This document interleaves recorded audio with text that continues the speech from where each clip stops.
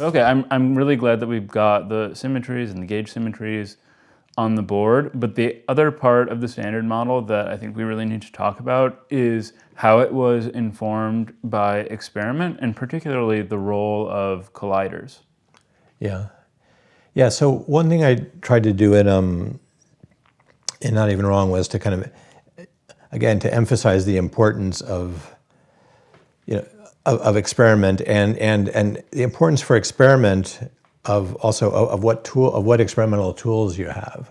And so the colliders are this most powerful and most recent tool that have been used to study the subject. And they give us, say by colliding at very high energies, like say two protons with each other, you're able to kind of access what's physics that's happening at very high energy scales or very short distance scales. But and so that's always been so if you try and track the history of the standard model, a lot of it kind of goes by, okay, this new technology or these new kinds of colliders or these new kinds of accelerators allowed access to physics at new smaller scales, and then you found unexpected things going on there. And that in some sense was the story, until recently. I mean, one reason, I think it's one of the main parts of the story of why kind of progress kind of in some sense came to a stop after the standard model, because And that was around the mid-70s? Mid-70s, yeah. Okay. So I would say it's kind of 1973 was when the final piece of it fell into place, and it took a couple of years for everybody to completely understand exactly what they had And there. start calling it the standard model. Yeah, but probably I think even by the time I was in college, by the late 70s, people were already calling it the standard model. It had already gotten that name. Also, at the beginning, there were various slight variants of it. There were exactly the way the electroweak symmetries worked.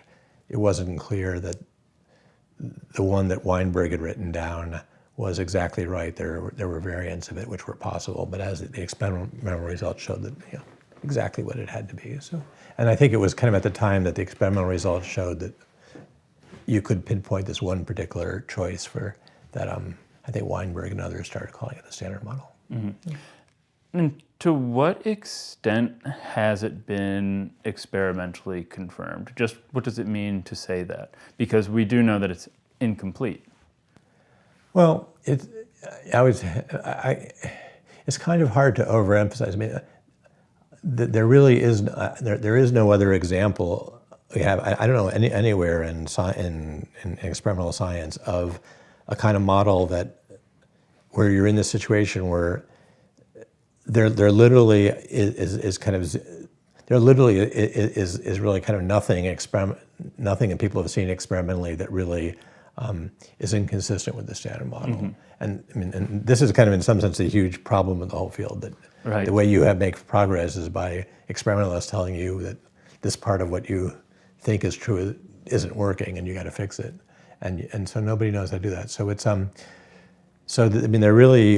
just isn't anything out there. There's the kinds of things that people talk about, like dark matter or dark energy, are actually more kind of astrophysical or cosmological phenomena, and so those depend a lot on what's going on in various galaxies and stars, and so there's a lot of astrophysics and cosmology coming into them. But if you are doing experiments that just look at the phenomenon this theory is supposed to explain, which are these matter particles and these forces, and every experiment you do, it comes out right on the nose. And mm-hmm. That's, I mean, trying to think, but and that's, I just don't know of anything else like that anywhere else in science.